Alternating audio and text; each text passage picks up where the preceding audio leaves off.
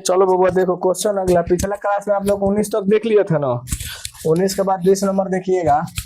द्विघात बहुपद P X बराबर में X square plus B X plus C के शून्य 6 और -2 हो तो बी और सी का मान है।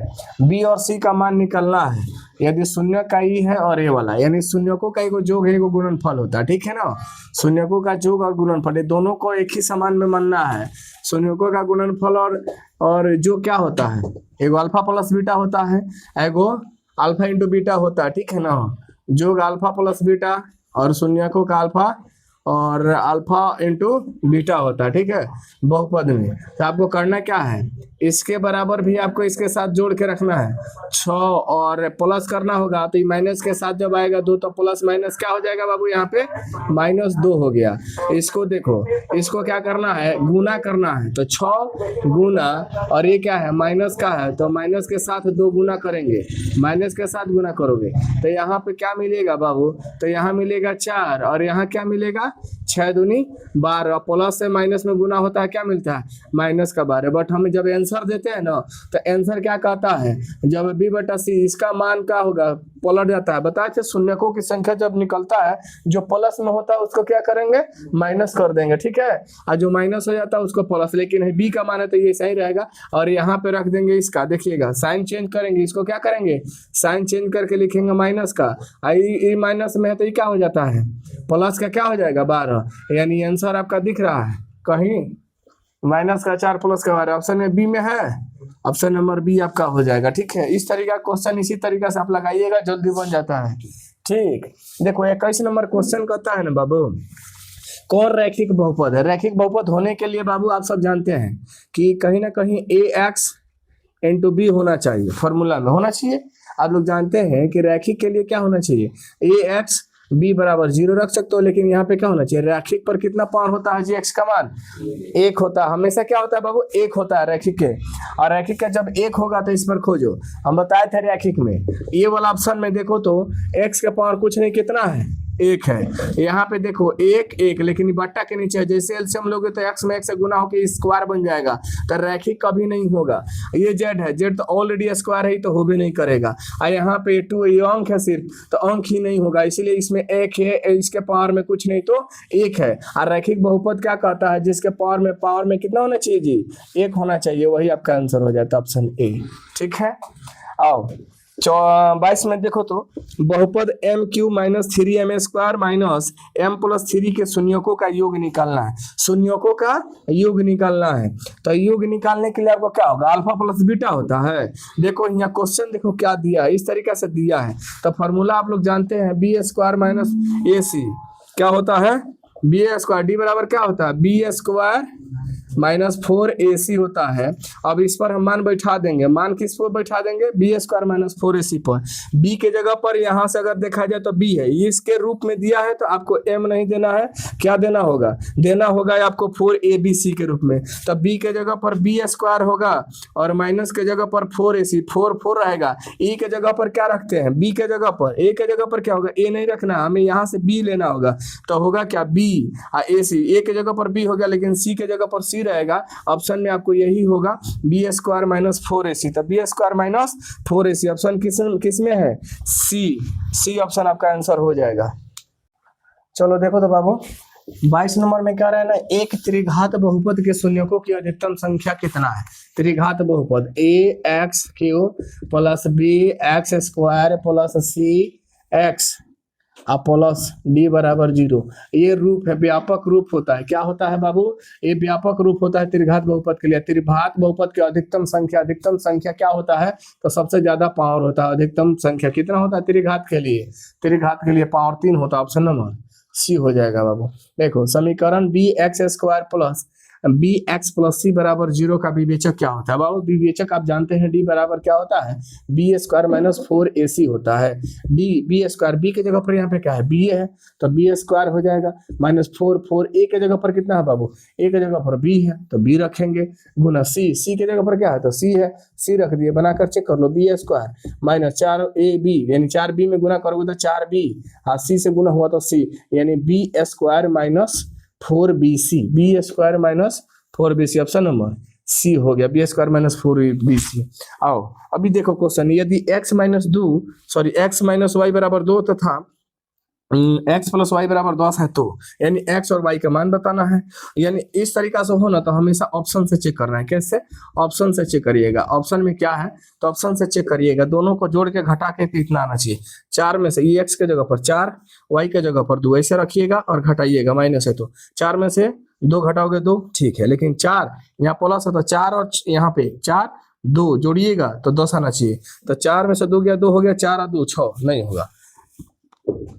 5 में से 3 गया 2, ठीक है पहला आ गया। बट 10 5 और 3 8 नहीं होगा। यहाँ देखो 4, यहाँ x समान 4 और ई तो 4 में से 4 सॉरी 6 में से 4 गया, यहाँ x का मान 6 y का मान 4 तो x में से 4 गया बाबू 2 हो गया। अब इसी को जोड़ के चेक करेंगे, प्लस है तो 6 और 4 6 4 10, ऑप्शन नंबर सी यही आपका आंसर हो जाएगा। चलो देखो बाबू, इस तरीके का प्रश्न आप सभी को आते रहेगा और आप सब बनाते रहिएगा, देखते रहिएगा, ठीक है ना। लाइक और सब्सक्राइब करते रहो। देखो 25 यदि 5 ए बी तथा 11 समांतर श्रेणी में है तो ए प्लस बी का मान बताना है। ए प्लस बी का मान बताने के लिए एक ही बात करिएगा कि जब इसको पहला पद और दूसरा पद हम बनाएंगे तो वो क्या होते हैं, पहला पद और दूसरा पद एक दूसरे के बराबर होता है सार्व अंतर जब निकालते हैं तो, यानी प्रथम पद बराबर दूसरा पद होता है यानी बराबर होता है। तो कहो कि यहाँ से है आपका प्रथम, जिसे घटाते हो क्या सार्व अंतर के लिए, तो इसमें से ये घटता है तो घटेगा क्या, इसमें से ये घटेगा तो a माइनस क्या हो जाएगा 5 बराबर दूसर का पद क्या बनाएंगे, दूसर का पद इसमें से ये घटेगा यानी b माइनस 11 हो सकता है या 11 माइनस b हो जाएगा। 11 माइनस दूसरा में से पहला पद घटा दोगे, 11 में से b घट जाएगा। अब इसे बनाओगे तो इसके बाद क्या हल होगा बाबू, इसके बाद कैसे बनाओगे, इसके बाद बनेगा एक जाति को एक के पास लाते हैं, ये माइनस में इधर आके प्लस हो जाएगा। ए पहले से इसको इधर लाएंगे, प्लस का b हो गया, 11 का बचा हुआ था और यहाँ पे बाबू माइनस के 5 है, ई जाएगा तो इधर प्लस का 5 हो जाएगा। देखो यहाँ से a प्लस बी बराबर क्या मिला, तो 11 और 5 16 मिला। ऑप्शन में आपका 11, यहाँ पे ऑप्शन में 16 डी आंसर है, डी नंबर में हो जाएगा। अब इसको देखो, समांतर श्रेणी कितना है, समांतर श्रेणी 1/p, 1 माइनस पी बट्टा पी, 1 माइनस 2p बट्टा पी का सार्वभौमंतर निकाला। सार्वभौमंतर क्या कहता है बाबू, a1 a2 a3, यानी a2 में से a1 को घटा देना, यानी दूसरे पद में से पहले पद को घटा देना है, फिर तीसरे पद में से दूसरे पद को घटा देना है। अंतर जो निकलता है वही सार्वभौमंतर कहलाता है। तो हम यहीं पे चेक कर लेते हैं, दूसरा पद को पहला पद में, दूसरा पद में से पहला पद को घटा देते हैं। देखिएगा 1 माइनस पी बट्टा पी, इसमें से हमें ए घटाना है तो 1/p। इसका एलसीएम निकालने आता है तो आप निकालिएगा, इसका एलसीएम क्या निकलेगा, पी का पी एलसीएम निकल जाएगा बाबू। अब देखो पी से पी भाग मारोगे, 1 से गुना करोगे तो ये पूरा पार्ट में 1 माइनस पी मिलेगा। अब ये पी से भाग मारोगे एक बार में कटेगा तो ये माइनस का माइनस है, 1 से जब गुना करोगे तो 1 मिलेगा बाबू। ये माइनस का ये प्लस का खत्म हो गया, माइनस का प्लस का खत्म हो जाएगा क्योंकि प्लस होता है, ये माइनस से आगे, यहाँ माइनस का पी बच रहा है और यहाँ पे पी बच रहा है बाबू। ये देखो 1 से खत्म हो गया एक बार में, तो बोलो 1 और माइनस था तो माइनस का एक आंसर ऑप्शन नंबर में सी में हो जाएगा। ठीक है, ये हो गया। अच्छा देखो 27 नंबर एपी दिया है, सार्वभौमंतर श्रेणी में है तो 10 7 4 डॉट तीसवा पद निकालना है।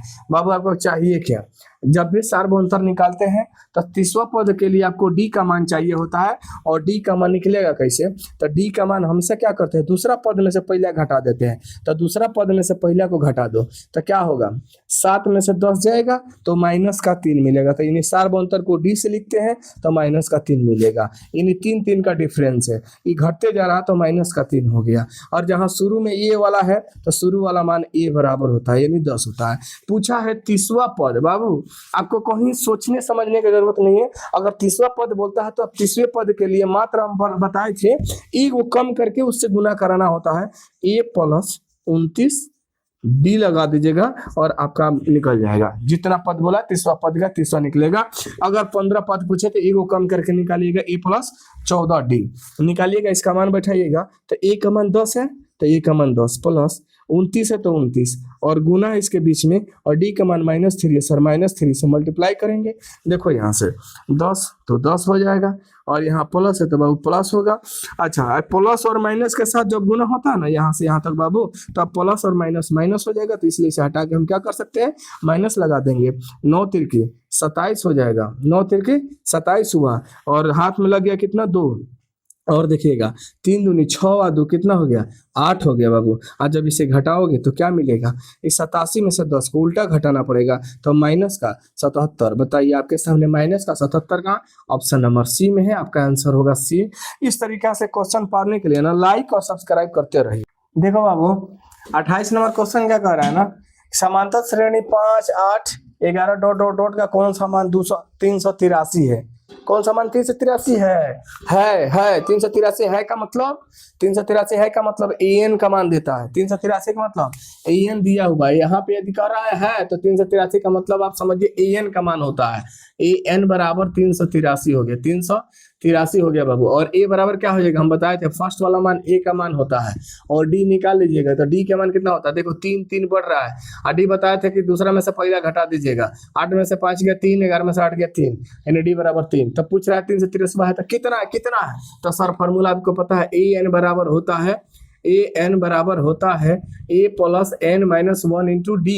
ये फॉर्मूला है, इस पर बैठाइए। a का मान कितना बाबू 5 है, 5 रखेंगे, प्लस है प्लस रखेगा, n का मान पता नहीं है तो n रहने देते, 1 है तो 1 रखेंगे, d का मान कितना है तो सर गुना होता है, d का मान 3 है, an का मान कितना गया 383 है सर। तो यहाँ से देखो प्लस में इधर आ गया माइनस में 3 से 383 माइनस 5 बराबर 3 से गुना कर दो। एक स्टेप और बता देते हैं, 3 से पहले गुना कर लो तो 3n और माइनस के 3।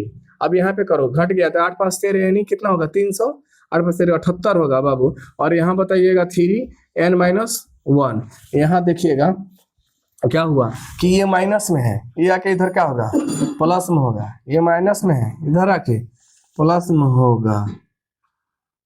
3 7 8 3 7 8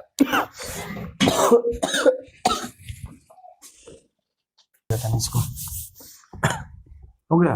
चलिए देखिए लो देखो सॉरी यहाँ पे क्या कर दिए हैं, 3 होना है तो 1 रख दिए ना, माइनस का 3। अब देखो बाबू यहाँ पे 378 है, ये माइनस में 3 इधर आके क्या होगा प्लस हो जाएगा, प्लस का 3 हो गया बाबू। अब बराबर में 3n बच गया है, x हो गया और 3n हो गया ना, तो इसको जोड़ देते हैं तो कितना होगा 381 हो जाएगा। अब बराबर 3n, ये गुना में इधर आके भाग करता है, तो भाग करेगा तो क्या हो जाएगा 3 1 3, 3 एकम 3, 3 दूनी 6, यहाँ से निकलेगा कितना 6 2 निकलेगा 3 7 21, n का मान कितना गया 127, यानी ऑप्शन नंबर यही होगा। अब देखो इसको और तरीके से बनाया जा सकता है, इसको और तरीके से क्या बनाया जा सकता है, देखो ये जो मान है ना, ये वाला मान डायरेक्ट तुम यहाँ पे क्या करोगे, ये भेज दोगे, यहाँ पे आके क्या हो जाएगा घट जाएगा 378। आई मत गुना करना है, ऐसे ही रहने देना, 3 डायरेक्ट गुना में से भाग मार दोगे कट जाएगा, अब बचेगा यहाँ 1 डायरेक्ट माइनस n का प्लस जोड़ दोगे तो भी मिलेगा 127 ही मिलता है। ठीक है, इसके लिए टेंशन नहीं लीजिएगा। अच्छा 29 में देखो tan थीटा बराबर 1, तो थीटा का मान अरे मतलब कि tan थीटा 1 किसका मान 1 आता है tan में, tan 45 का मान कितना होता है बाबू 1 होता है। ऑप्शन नंबर क्या हो जाएगा बी हो जाएगा।